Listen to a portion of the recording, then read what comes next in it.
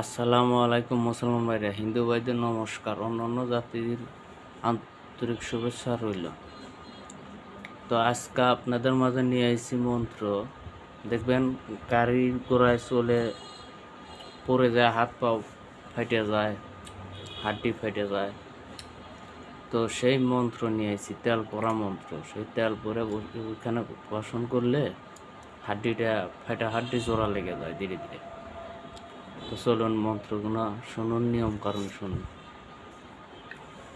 প্রথমত শনিবার মঙ্গলবারের দিন পাথরের পাত্রতে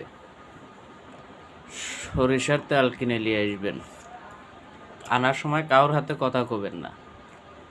তো ওই তেল যে জায়গায় ফাইটে গেছে হাড্ডি, তো এই জায়গায় মালিশ করবেন আর মন্ত্র বলবেন। মন্ত্রটি হচ্ছে,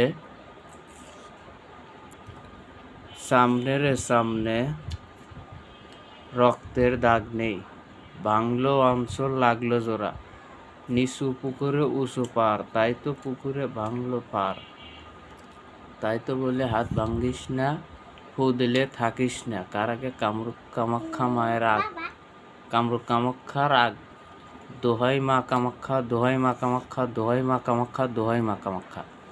এই মন্ত্রটি যে জায়গায় ফাটা হাত, তো এই জায়গাটি মালিশ করবেন আর একবার করে ফু দিবেন। তিনবার মন্ত্র বলবেন, তিনবার ফু দিবেন। এবার মন্ত্রটা মুখস্থ করলেই সিদ্ধ হয়ে যাবে। গুরুবিদ্যা মন্ত্র এগুলো। মালিশ করার সময়, আমি আবারও বলছি, মালিশ করার সময় তিনবার মন্ত্র বলবেন। একবার মন্ত্র বলবেন, একটা ফু দিবেন, একবার মন্ত্র বলবেন, আবার ফু দিবেন, আবার মন্ত্র বলবেন, আবার ফু দিবেন। তো শনিবার মঙ্গলবার দিন দেখে এই দিক করবেন। 3 দিন যদি করেন, আপনি 3 দিন ঝাড়া ফেক করার পরে আপনি 7 দিন পরে এক্সো করে দেখবেন যে ফাটা হাড় জোড়া লেগে গেছে।